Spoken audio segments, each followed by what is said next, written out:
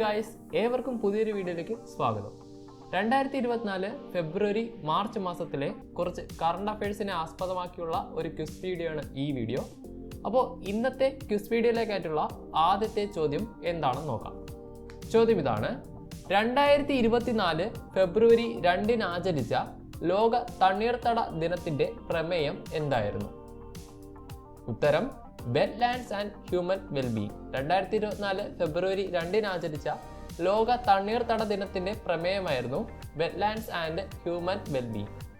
അടുത്ത ചോദ്യം ഇതാണ്: നിലവിലെ ആദായ നികുതി പ്രിൻസിപ്പൽ ചീഫ് കമ്മീഷണർ ആരാണ്? ഉത്തരം: ജയന്തി കൃഷ്ണൻ. നിലവിലെ ആദായ നികുതി പ്രിൻസിപ്പൽ ചീഫ് കമ്മീഷണറാണ് ജയന്തി കൃഷ്ണൻ. അടുത്ത ചോദ്യം: ഈ അടുത്തിടെ കേരളത്തിലെ ഏത് ബീച്ചിനാണ് വൃത്തിയുള്ള ബീച്ചുകൾക്ക് നൽകുന്ന ബ്ലൂ ഫ്ലാഗ് എന്ന രാജ്യാന്തര അംഗീകാരം ലഭിച്ചത്? ഉത്തരം: കാപ്പാട് ബീച്ച്. ഈ അടുത്തിടെ കേരളത്തിലെ കാപ്പാട് ബീച്ചിനാണ് ബ്ലൂ ഫ്ലാഗ് എന്ന രാജ്യാന്തര അംഗീകാരം ലഭിച്ചത്. അടുത്ത ചോദ്യം ഇതാണ്: ഈ അടുത്തിടെ തമിഴ്നാട്ടിൽ നിലവിൽ വന്ന 18ാമത്തെ വന്യജീവി സങ്കേതത്തിന്റെ പേര് എന്താണ്? ഉത്തരം: താന്തായ് പെരിയാർ സാങ്ച്വറി. ഈ അടുത്തിടെ തമിഴ്നാട്ടിൽ നിലവിൽ വന്ന 18ാമത്തെ വന്യജീവി സങ്കേതത്തിന്റെ പേരാണ് താന്തായ് പെരിയാർ സാങ്ച്വറി. അടുത്ത ചോദ്യം ഇതാണ്: ബഹിരാകാശത്ത് 878 ദിവസം ചിലവഴിച്ച് ലോക റെക്കോർഡ് നേടിയ റഷ്യൻ ബഹിരാകാശ സഞ്ചാരിയുടെ പേര് എന്താണ്? ഉത്തരം: ഒലെഗ് കൊനെൻകോ. ബഹിരാകാശത്ത് 878 ദിവസം ചിലവഴിച്ച് ലോക റെക്കോർഡ് നേടിയ റഷ്യൻ ബഹിരാകാശ സഞ്ചാരിയുടെ പേരാണ് ഒലെഗ് കൊനെൻകോ. അടുത്ത ചോദ്യം ഇതാണ്: അടുത്തിടെ 1ാം ക്ലാസ് മുതൽ 10ാം ക്ലാസ് വരെയുള്ള ന്യൂനപക്ഷ വിദ്യാർത്ഥികൾക്കായി സംസ്ഥാനം ആരംഭിക്കുന്ന പുതിയ പ്രീ മെട്രിക് സ്കോളർഷിപ്പിന്റെ പേര് എന്താണ്? ഉത്തരം: മാർഗദീപം. അടുത്തിടെ 1ാം ക്ലാസ് മുതൽ 10ാം ക്ലാസ് വരെയുള്ള ന്യൂനപക്ഷ വിദ്യാർത്ഥികൾക്കായി സംസ്ഥാനം ആരംഭിക്കുന്ന പുതിയ പ്രീ മെട്രിക് സ്കോളർഷിപ്പിന്റെ പേരാണ് മാർഗദീപം. അടുത്ത ചോദ്യം ഇതാണ്: ICC ടെസ്റ്റ് റാങ്കിങ്ങിൽ ബൗളർമാരുടെ പട്ടികയിൽ 1ാം സ്ഥാനത്തെത്തിയ ആദ്യ ഇന്ത്യൻ പേസ് ബൗളർ ആരാണ്? ഉത്തരം: ജസ്പ്രീത് ബുംറ. ICC ടെസ്റ്റ് റാങ്കിങ്ങിൽ ബൗളർമാരുടെ പട്ടികയിൽ 1ാം സ്ഥാനത്തെത്തിയ ആദ്യ ഇന്ത്യൻ പേസ് ബൗളറാണ് ജസ്പ്രീത് ബുംറ. അടുത്ത ചോദ്യം ഇതാണ്: ഇന്ത്യയിൽ ആദ്യമായി ഏകീകൃത സിവിൽ കോഡ് പാസാക്കുന്ന സംസ്ഥാനം ഏതാണ്? ഉത്തരം: ഉത്തരാഖണ്ഡ്. ഇന്ത്യയിൽ ആദ്യമായി ഏകീകൃത സിവിൽ കോഡ് പാസാക്കുന്ന സംസ്ഥാനമാണ് ഉത്തരാഖണ്ഡ്.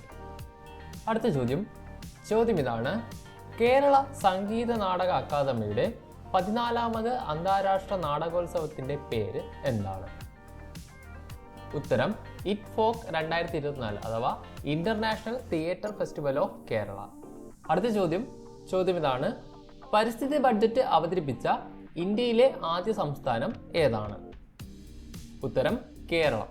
അടുത്ത ചോദ്യം ഇതാണ്: അടുത്തിടെ ഉദ്ഘാടനം കഴിഞ്ഞ കേരളത്തിലെ ആദ്യത്തെ ലിഫ്റ്റ് പാലം ഏത് ജില്ലയിലാണ് സ്ഥിതി ചെയ്യുന്നത്? ഉത്തരം: തിരുവനന്തപുരം. അടുത്തിടെ ഉദ്ഘാടനം കഴിഞ്ഞ കേരളത്തിലെ ആദ്യത്തെ ലിഫ്റ്റ് പാലം സ്ഥിതി ചെയ്യുന്നത് തിരുവനന്തപുരത്തെ കരിക്കകത്താണ്.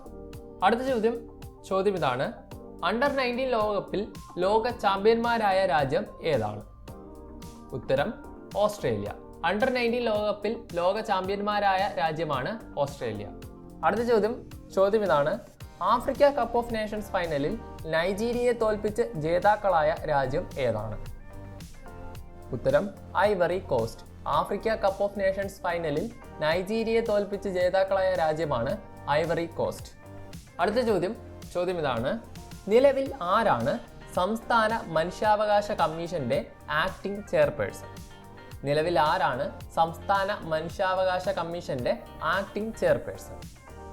ഉത്തരം: കെ ബൈജുനാഥ്. അടുത്ത ചോദ്യം ഇതാണ്: ലോകത്തിൽ വെച്ച് നിലവിൽ ഏറ്റവും ശക്തമായ MRI സ്കാനർ ഏതാണ്?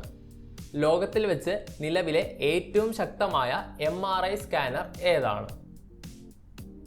ഉത്തരം: ഇസിയുൾട്ട്. അടുത്ത ചോദ്യം ഇതാണ്: സംസ്ഥാനത്തെ ആദ്യ ഹരിത ഹൈഡ്രജൻ പ്ലാന്റ് സ്ഥാപിക്കുന്ന വിമാനത്താവളം ഏതാണ്? ഉത്തരം: കൊച്ചി അന്താരാഷ്ട്ര വിമാനത്താവളം. അടുത്ത ചോദ്യം ഇതാണ്: ടെസ്റ്റ് ക്രിക്കറ്റിൽ 500 വിക്കറ്റ് നേടുന്ന 2ാമത്തെ ഇന്ത്യൻ ബൗളർ ആരാണ്? ഉത്തരം: ആർ അശ്വിൻ. ടെസ്റ്റ് ക്രിക്കറ്റിൽ 500 വിക്കറ്റ് നേടുന്ന രണ്ടാമത്തെ ഇന്ത്യൻ ബൗളറാണ് ആർ അശ്വിൻ.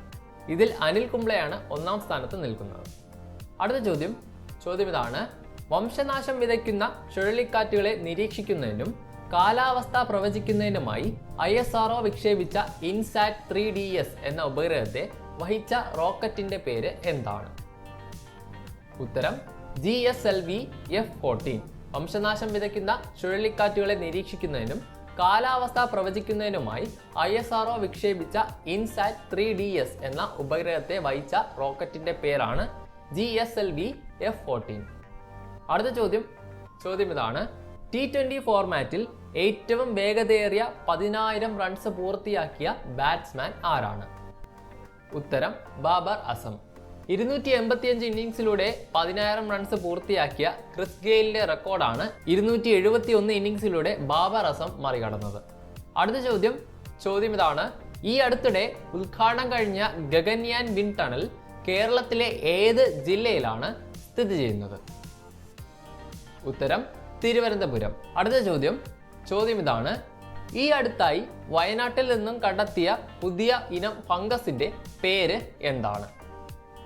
ഉത്തരം ഗോംബസ് സാമൂരിനോറം. ഈ അടുത്തായി വയനാട്ടിൽ നിന്നും കണ്ടെത്തിയ പുതിയ ഫംഗസിന്റെ പേരാണ് ഗോംബസ് സാമൂരിനോറം. അടുത്ത ചോദ്യം ഇതാണ്: ഇനി മുതൽ എത്ര വയസ്സിന് മുകളിൽ പ്രായമായ മുതിർന്ന പൗരന്മാർക്കാണ് ലോക്സഭ നിയമസഭാ തിരഞ്ഞെടുപ്പുകളിൽ തപാൽ വോട്ട് ചെയ്യുവാൻ സാധിക്കുന്നത്? ഉത്തരം 85 വയസ്സിന് മുകളിൽ. ഇനി മുതൽ 85 വയസ്സിന് മുകളിൽ പ്രായമായ മുതിർന്ന പൗരന്മാർക്കാണ് ലോക്സഭ നിയമസഭാ തിരഞ്ഞെടുപ്പുകളിൽ തപാൽ വോട്ട് ചെയ്യുവാൻ സാധിക്കുന്നത്.